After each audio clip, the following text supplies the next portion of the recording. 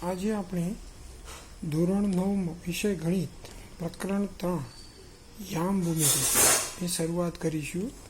તો સૌથી પહેલાં યામ ભૂમિતિની પ્રાસ્તાવિકતા એ આપણે આગળ સંખ્યા રેખા ઉપર બિંદુનું નિરૂપણ કરવાનું શીખી ગયા છીએ। સંખ્યા રેખા ઉપર પ્રાથમિક લેવલે 0, 1, 2, 3 એમ આપણે કેવી રીતે બિંદુનું નિરૂપણ કરીએ છીએ એ તમે શીખી ગયા છો। અને બિંદુને રેખા પર કેવી રીતે દર્શાવવું એની પણ આપણે વાત કરેલી છે। ધારો કે આ રીતે આ એક સંખ્યા રેખા છે, અહીંયા 0, 1 જમણી બાજુએ ધન સંખ્યાઓ, ડાબી બાજુએ ઋણ સંખ્યાઓ, એમ અસંખ્ય સંખ્યાઓ દર્શાવીએ છીએ। આવું આપણે પ્રાથમિક કક્ષાએ અભ્યાસ કરી ચૂક્યા છીએ। તો અહીંયા આ સંખ્યા રેખા ઉપર એક બિંદુ એટલે કે ટપકું એટલે કે બિંદુ સ્વરૂપે દર્શાવાય છે। અહીંયા 0 છે, આ 1 છે, 2 છે, 3, 4, ડાબી બાજુ 0ની ડાબી બાજુએ -1, -2, -3 વડે આપણે દર્શાવીએ છીએ। તો બિંદુનું મોટાભાગની પરિસ્થિતિમાં બિંદુનું ચોક્કસ સ્થાન દર્શાવવા એક કરતાં વધારે રેખાઓના સંદર્ભની જરૂર પડે છે। દાખલા તરીકે એક પરિસ્થિતિનું ઉદાહરણ લઈએ, એનો વિચાર કરીએ। તો અહીંયા એક પ્રકારની રેખા છે, આ ઈ એટલે ઈસ્ટ પૂર્વ, ડબલ્યુ એટલે વેસ્ટ પશ્ચિમ। તો અહીંયાથી પૂર્વથી પશ્ચિમ તરફ અને પશ્ચિમથી પૂર્વ તરફ, પશ્ચિમથી પૂર્વ તરફ જઈએ તો આ શેરી 1 છે, આ શેરી 1, પછી આ સાઈડ શેરી 2, આ સાઈડ શેરી 3, આ શેરી 4, અહીંયા લખેલું છે શેરી 4, આ 5 છે ને, આ 6 શેરી 6, આ શેરી 7 અને આ શેરી 8। ઓકે, અહીંયા શેરીમાં દરેક શેરીમાં 1, 2, 3, 4, 5, 1, 2, 3, 4, 5 એ રીતે મકાનો દર્શાવે છે। તો આપણે એમ કહીશું, તમને ખ્યાલ આવી ગયો કે અહીંયા મુખ્ય રસ્તાઓ છે, આ મુખ્ય રસ્તાઓ પૂર્વથી પશ્ચિમ તરફ દિશા તરફ, અને શેરીનું નામાભિધાન પશ્ચિમથી પૂર્વ તરફ 1, 2, 3, 4, 5, 6, 7, 8 તો એ રીતે નામાભિધાન કરેલ છે। દરેક શેરી પર ઘરના નંબર દર્શાવેલ છે। અહીં આ પરિસ્થિતિમાં આપણા મિત્રનું ઘર શોધવું હોય તો એક સંદર્ભ જાણતા હોઈએ તો એ જરૂરી છે। તો એ માટે આપણે જાણીએ છીએ કે કોઈ એક મિત્ર છે, સમજો આ મિત્ર ક્યાં રહે છે। દાખલા તરીકે હું એમ કહું કે કોઈ એક મિત્ર છે અને એ H સ્થાને રહે છે, તો તમે શું કહેશો કે શેરી 2, આ શેરી 1 છે, આ શેરી 2, શેરી 2માં 5મા નંબરનું ઘર એ બિંદુ H એટલે કે એ મિત્રનું સ્થાન દર્શાવે છે। ઘર નંબર 5માં તે મિત્ર રહે છે, શેરી નંબર 2માં ઘર નંબર 5માં રહે છે।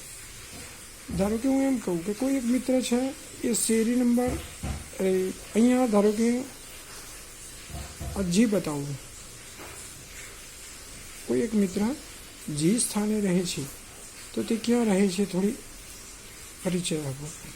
તો શેરી નંબર 5માં ઘર નંબર 4માં એ રહે છે। આ રીતે આપણે આ એક પરિસ્થિતિનો વિચાર કર્યો, તમને મોટાભાગે ખ્યાલ આવી ગયો છે। બીજું એક ઉદાહરણ લઈએ કે એક કાગળનો ટુકડો છે, સમજો મિત્રો આ કાગળનો ટુકડો છે અને એ કાગળના ટુકડા ઉપર એક બિંદુ ટપકું કરો છો, અહીંયા ટપકું કર્યું છે, આ એક કાગળનો ટુકડો છે, એના ઉપર આ એક ટપકું કર્યું છે। જો એ તમને કહેવામાં આવે કે કાગળ પર ટપકાનું સ્થાન ક્યાં છે, તમે કેવી રીતે જણાવશો? તો કેટલાક પ્રયત્ન કરશો કે ટપકું કાગળના ઉપરના અર્ધતલમાં છે કે નીચેના અર્ધતલમાં છે, ડાબી ધારની નજીક છે, આ ડાબી ધાર ને આ જમણી ધાર, તો ડાબી ધારની નજીક છે, અથવા કાગળના ડાબી બાજુ ઉપરના ભાગમાં છે એવું કહેશે કોઈ, ખૂણાની નજીક ઘણી નજીક છે. તો ટપકાનું ચોક્કસ સ્થાન નક્કી કરાય આ રીતે મળે. પણ આપણે એમ કહીએ કે ટપકું, ધારો કે અહીંયા છે, જો આ ટપકું અહીંથી આ 5 સેમી છે અને અહીંથી આ 9 સેમી છે, તો આપણે એમ કહી શકીએ કે હવે ઓળખવું હોય તો ટપકું ડાબી ધાર, આ ડાબી ધાર ને આ જમણી ધાર, તો ટપકું કાગળની ડાબી ધારથી 5 સેમી દૂર છે. તો તે આપણને વિચારવામાં મદદ કરશે.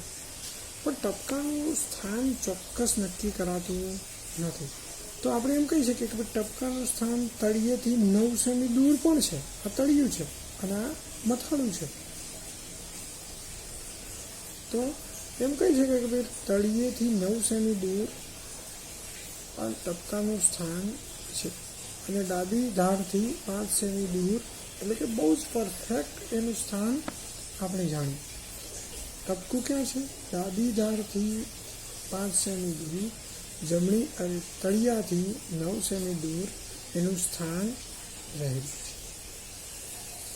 તો ડાબી ધાર અને તળિયાની ધાર, આ તળિયાની ધાર, આ ડાબી ધાર, એ બંનેનું ધારથી કેટલું અંતર છે તે પરથી નિશ્ચિત કરી શકાય કે આ ટપકાનું સ્થાન નક્કી કરી શકાય.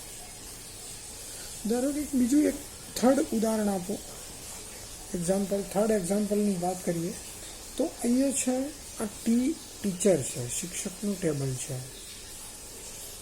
ઓકે, અને આ છે એસ, સોનિયાની પાટલી છે.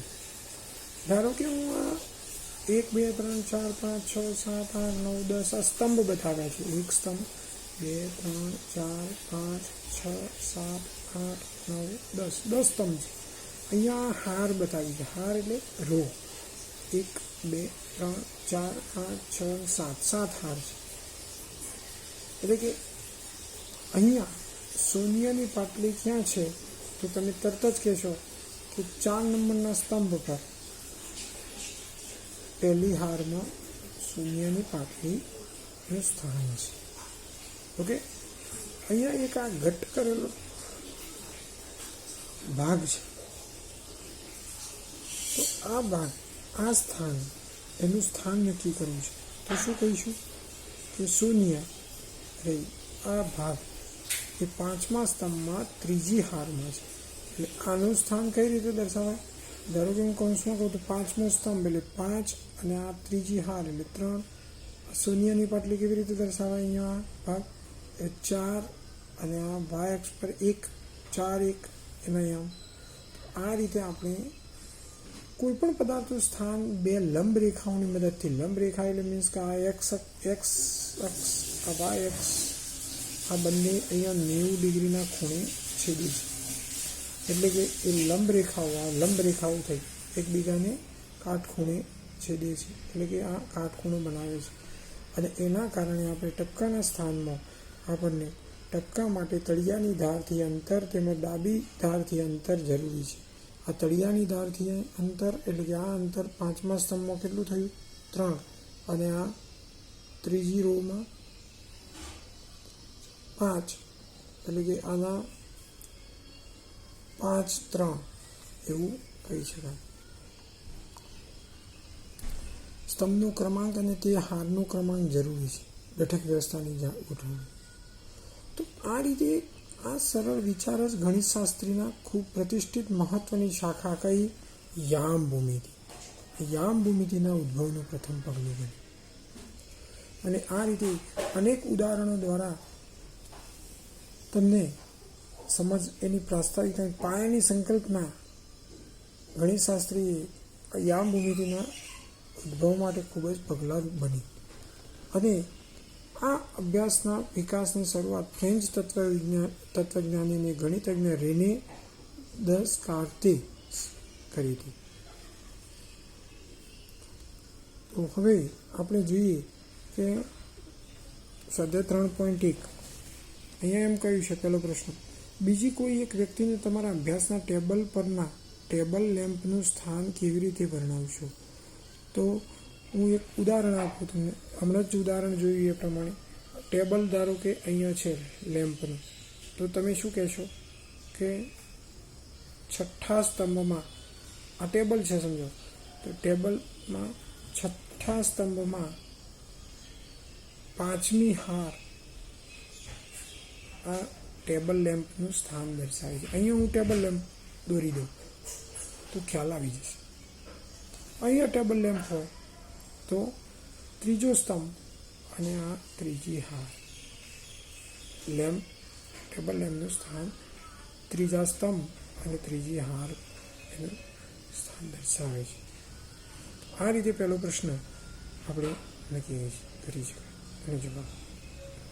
બીજો એક પ્રશ્ન છે, શેરીનો નકશો. એક શહેરના બે મુખ્ય રસ્તાઓ શહેરના કેન્દ્ર આગળ એકબીજાને છેદે છે. આ બે રસ્તાઓ ઉત્તર દક્ષિણ દિશાઓ અને પૂર્વ પશ્ચિમ દિશાઓ છે. શહેરની બાકીની બધી શેરીઓ આ રસ્તાની સમાંતરે છે અને પરસ્પર 200 મીટર દૂર છે. દરેક દિશામાં 5 શેરીઓ છે. એક સેમી બરાબર 200 મીટર માપ લઈ તમારી નોટબુકમાં શહેરનું આદર્શ ચિત્ર દોરો. રસ્તાઓ શેરીઓને સીધી રેખાઓ દ્વારા દર્શાવો.